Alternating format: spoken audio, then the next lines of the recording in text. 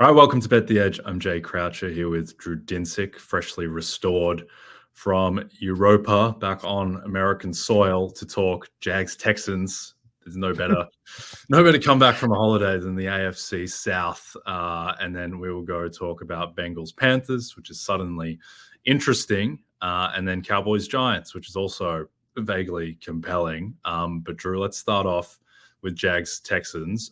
While you were, I believe, transiting back, the Jacksonville Jaguars effectively disbanded as an NFL franchise, and now they are 6-point dogs in Houston, coming off an atrocious loss themselves. Total is 45. Is there anything you like in this game? This one's tough for me. If you had said preseason, what do you think? I would have said this would have been like the headliner of the week, the big AFC showdown, like two teams that I think were, surprise contenders as we started the season. And now the Jags have completely ejected and the Texans are looking a little bit suspect, a little bit vulnerable after a very, very poor performance on the road in week 3. I think that the Texans bounce back here. I haven't adjusted them down, even despite the questionable stuff that we saw in week 3. And just in general, a little bit spotty performances to this point in the season from CJ Stroud. I think that people are missing a little bit how many realistically turnover-worthy plays should have been converted to turnovers that were not in weeks 1 and weeks 2, and that finally caught up to him early in week 3 and really kind of set the tone for that game. I look at this particular matchup as similar to what we saw in Monday Night Football, albeit Houston is a little bit of Buffalo light. They just have too many weapons in the passing game that can expose some of the limitations of the Jags coverage. Buffalo was able to take advantage of passing, space in the passing game over the middle of the field in the intermediate and deep portions, short, intermediate, and deep portions. It felt like all night long. And if Houston has those available, that marries hand in glove with Bobby Slowick's system. So I'm likely going to be on the Texans here once we get a little bit better sense of what's going on with them injury wise. The bigger question for me really is just like, with the Jaguars' backs against the wall, do they do anything special? Do they have any kind of cards up their sleeves? And considering what we've seen from Doug Peterson over his last 8 games, I guess not. And just in general, the Texans are a professional, well-coached team, and the Jaguars are not. And so I think this is pretty well set up for the Texans to, pretty clearly take control of an AFC South that it turns out is a lot weaker than we were hoping it would be. So right now the Texans rank 27th in drop back success rate on offense. Do you think that is just small sample size and they had one really bad game against the Vikings, or do you think that there is something deeper that's wrong about this team, be it the offensive line or perhaps Stroud being a little bit overrated if people think that he's a top 3-4 quarterback, or what do you think's happening with the passing game? Yeah, I think there's still a lot of growth that needs to happen with CJ Stroud and really kind of understanding how to utilize his weapons and really understanding how to make plays out of structure that are not throwaways.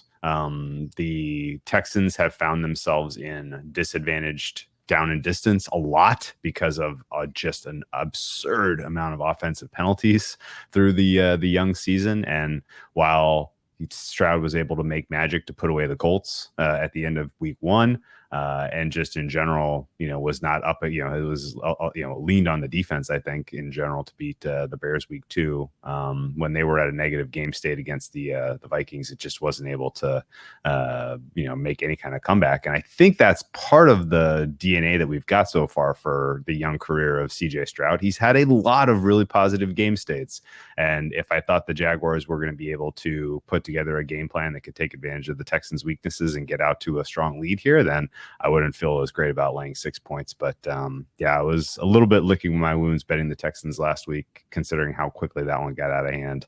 And it took some restraint not to aggressively downgrade them just out of spite.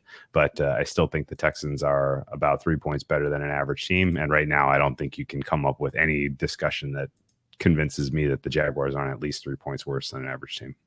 Okay, I was going to ask about that because the Jags closed 4.5-point dogs in Buffalo, and now they're 6-point dogs in Houston, who are presumably worse than Buffalo. It's not quite that simple. Obviously, a short week, and the Bills. I think if everyone had their time over, the Bills would be much larger favorites. Do you think though that the market has prematurely written off the Jags, and there's any upside here, or have they kind of maturely written off the Jags and it's all over? I did some serious soul searching yesterday, Jay, to figure out what in the world was going on with all that closing momentum betting in Jacksonville. There was a lot of teams backs against the wall, kitchen sink type of stuff that happened in week 3. And maybe people were just kind of believing that the Jags were going to have some smoke and mirrors to try to save their season, and it just didn't manifest. But I mean, that was such a just complete and total trucking. And it was five possessions, 5 touchdowns for the Bills in the first half of that game was just masterful. And I know that they have a better offensive line than Houston. They have a better quarterback than Houston. But the fact that it's now pretty clearly exposed where you want to attack Jacksonville. And I think Houston can pull that off. Yep, I agree. All right, it's a battle of AFC powers in Baltimore when Josh Allen and the Bills head south to face Lamar Jackson and the Ravens on Sunday Night Football. Coverage begins at 7 p.m. Eastern on NBC and Peacock. All right.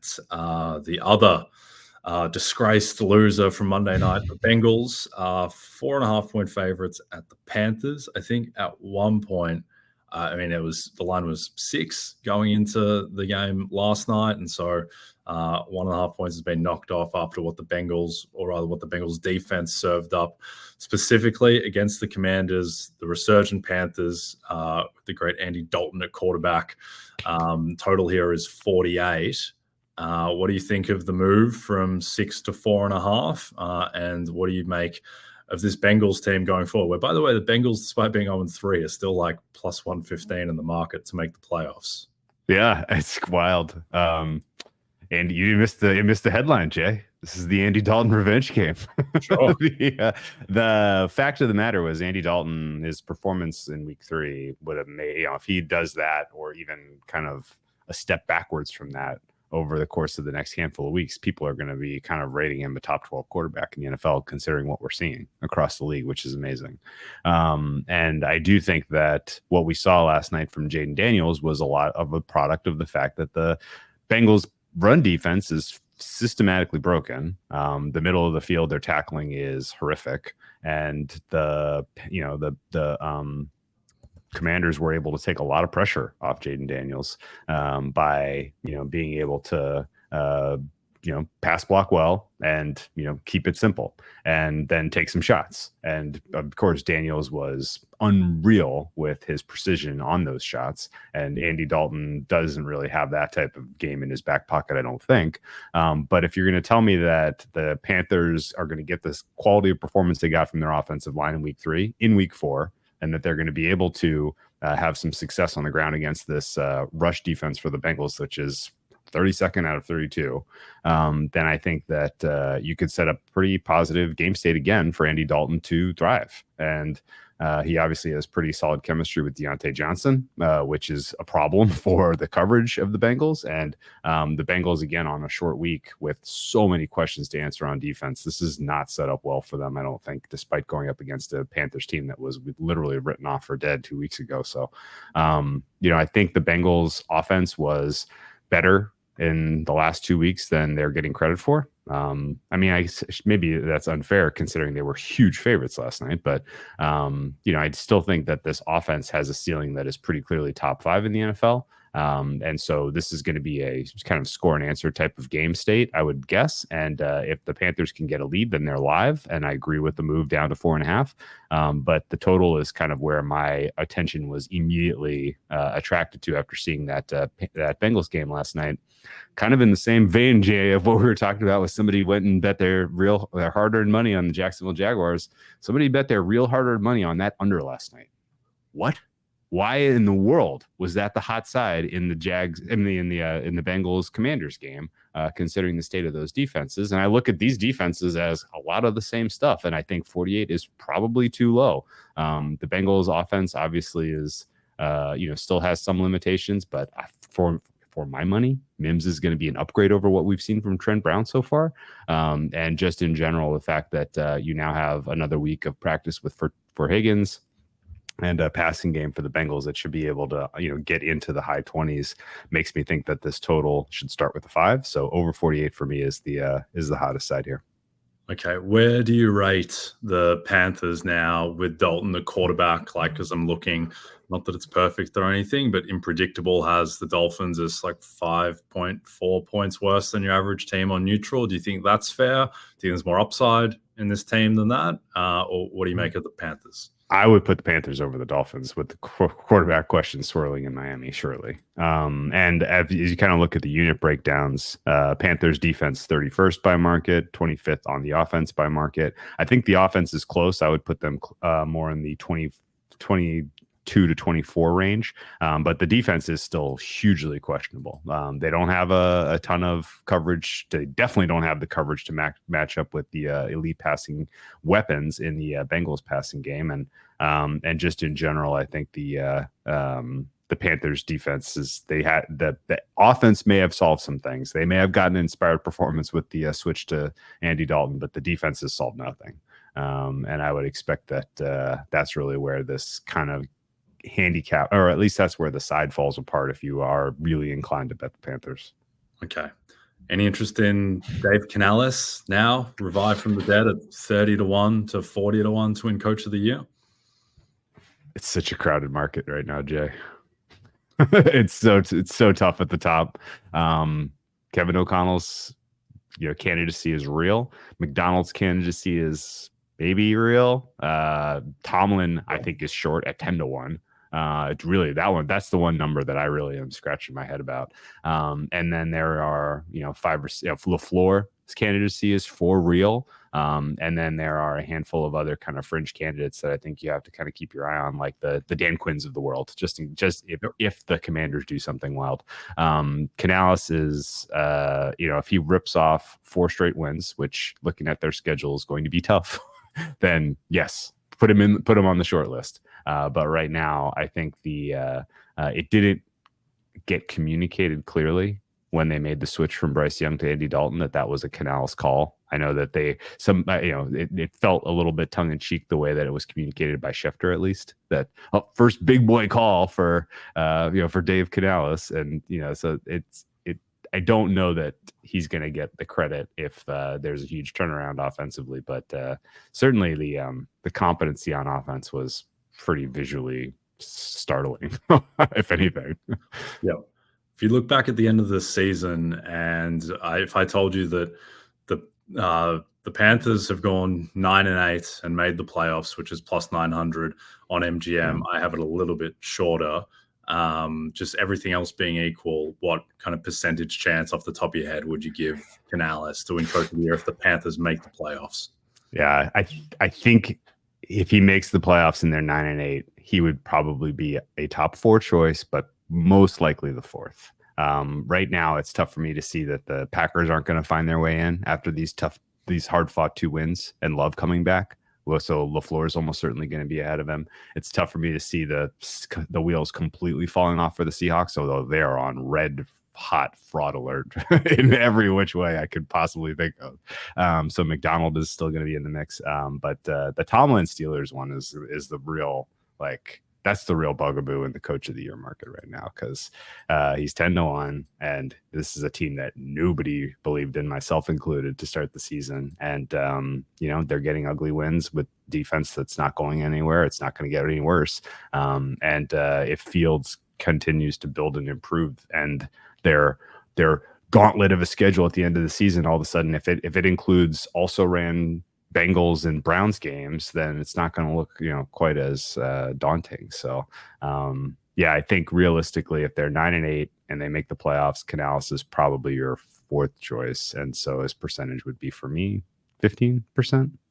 Okay. I think he'd be higher if he goes from 2 wins last year to making the playoffs with Andy Dalton after making the call to salvage the season and bench Bryce Young after 2 weeks. I think it would be pretty loud. I think with LaFleur, I just don't think people are really going to fully absorb and give him credit for Malik Willis 4 months from now. I think that will be a little bit how when Eric Spoelstra was the 1 seed in the NBA a couple of years ago, and Bam and Jimmy both missed like 25 games each. Like, it's absurd that they got the 1 seed.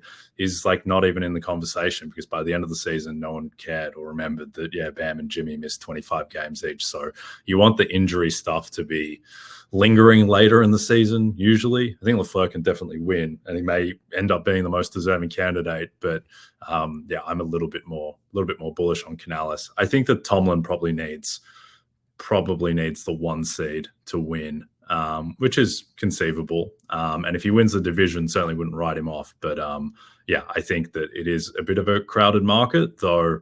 Yeah, I think that like it's a crowded market, but like Kevin O'Connell, Mike McDonald, they're both dogs to win their division, like relative to the field. Like, it can fall apart pretty quickly.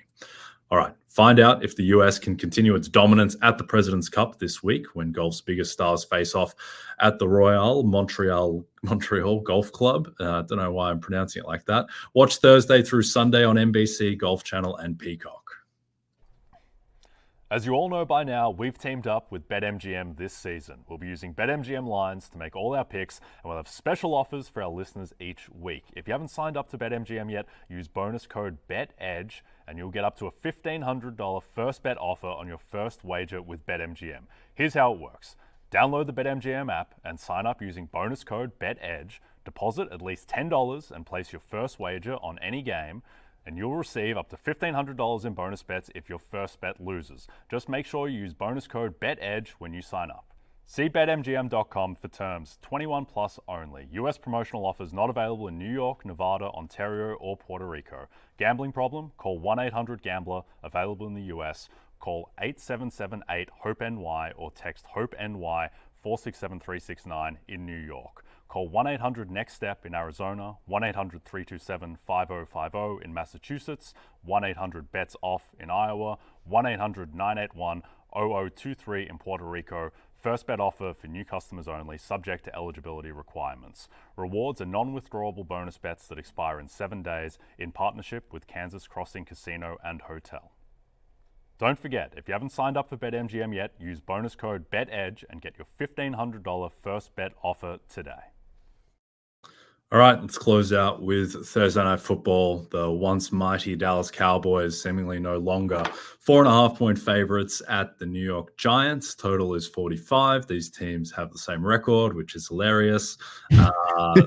While you were away, Drew, I placed the wager before the Giants-Browns game on the Giants at 80-1 to win the NFC East, which I think is probably going to lose, but is looking okay, though. I was offended that it's only moved to 40-1 after they won and the Cowboys lost, though obviously the Eagles and Commanders won as well. What do you make of the Cowboys? Can they salvage their season, their pick to make the playoffs now effectively? And what do you think happens in this game? Good golly. I mean, the most the most wrong I was on any team the last 2 weeks was certainly the Cowboys. I thought they were rightfully significant favorites over the Saints, and I thought they should have been more like a pick 'em against the Ravens, and the market disagreed surely against the Ravens and was right. And the final score is probably hiding the degree to which the Cowboys got their teeth kicked in. The Giants, on the other hand, really did, it's really tough to kind of figure out what's going on there. They are getting pretty good, I guess, quality of performance out of some of their vets. Although the fact that both Adoree Jackson and Drew Phillips were on the injury report today as DNPs with calf injuries, Adoree Jackson especially, I think, makes this complicated matchup going up against CeeDee Lamb. So this is, this is probably a bad spot for the Giants in, just in a matchup sense, considering what's going on health-wise. For the most part, the Cowboys injury report doesn't really spook me. And I would just say that the only spooky part about the Cowboys is what is going on with their offensive just vision. It's a very it's just unconventional way that this team is rostered. They have one skill position player across all of their groups of wide receiver, tight end, running back, who is a difference maker. And it's tough to win games that way, even against a defense that may be missing their most important coverage player in Jackson. And I guess that the strength of the Giants defense in their pass rush and really their trenches, their front four, mitigated a bit by an offensive line that I think is fine and has a couple of standout players, 2 experienced coaches dealing with the short week, 2 experienced quarterbacks, albeit not a lot of success on short weeks for the Giants. And so I think this is probably going to be a relatively competitive game, with the market betting the Cowboys out, flirting with 6 on, depending on the news that we get tomorrow, probably on Adoree Jackson and Drew Phillips. So a little bit of a interest here for me with the Cowboys below 6 if in fact they do go up against a depleted secondary for the Giants. Any concern about CD Lamb, who right now ranks 71st in PFF grade among 116 qualifying wide receivers? I think Dak Prescott dropped back, I want to say 50 times against the Ravens, and CD got 7 targets. So that would be a 14% target rate by my math. Any concern about CD, or is it just rust after he didn't have a training camp? Rust, and maybe the ankle is actually affecting him, and maybe it was more of a matchup thing because you went up against a Saints team that had really, really solid coverage. Just good players, just good, talented players all over the field. And similarly, you went up against an experienced secondary with the Ravens, who have different ways to make his life difficult. I don't see that with the Giants. For me, at least, it's some rust and some matchup that I would blame his poor performance to start the season on. I still think he's an absolute difference maker. But if you're going up against a team that has multiple guys that can cover good safeties, and he's the only thing that you have to prepare for, all of a sudden it's not as big of a deal. So the short week probably helps CD Lamb in terms of just the Giants not being able to really come up with exactly, the short week combined with the Giants injuries kind of makes this difficult for them to have an answer for him in this game. And he probably has a little bit of a breakout here. But if you're kind of counting on CD Lamb for any kind of superlative award or saving your fantasy season, I got bad news for you, because there are a lot of warning signs with this Dallas offense that feels like, to a degree, they're a bit solved by the elite defenses across the NFL, particularly the defenses that have multiple coverage players who are excellent. And I think there are going to be a number of games where CD struggles this season. Yeah, I agree. I think his offensive player of the year price, which is 11-1 at the moment, is fairly poisonous. With the Cowboys, their defense has a very specific and exploited weakness over and over again, which is they are very soft against the run. They also have pretty clear, pronounced strengths in the pass rush with Parsons and Lawrence, and in theory, and at the moment it's only in theory, a solid secondary. Do you think there is any way to bet into those strengths and weaknesses specifically? Ooh. Daniel Jones rushing in this game maybe is probably the obvious one. We haven't really seen him the offense really hasn't leaned into his athleticism, and this would be a good matchup to do that.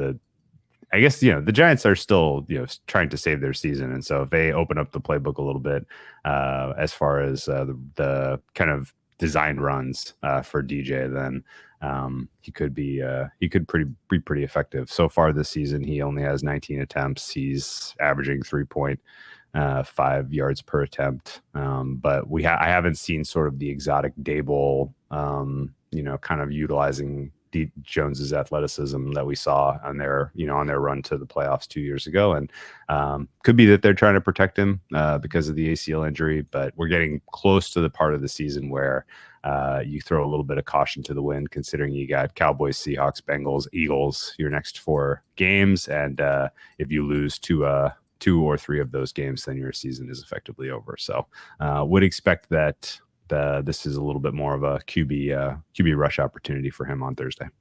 Yep. No, I agree with that. He showed a bit more willingness to run against the Browns, which was good because he was not throwing the ball well. Would be confused by the final outcome there. Daniel Jones wasn't good against Cleveland. It's just Malik Neighbors was good, and the defensive line was awesome. All right, we are done for now. Don't forget to check out NBCSports.com for more information to help you with your wagers. Thanks for those watching on the NBC Sports YouTube channel. And if you're listening to us in podcast form, don't forget to rate and subscribe. Also a reminder to find all your favorite NBC Sports shows on Amazon Music. Just head to amazon.com/NBC Sports. From myself and Drew, we'll see you soon.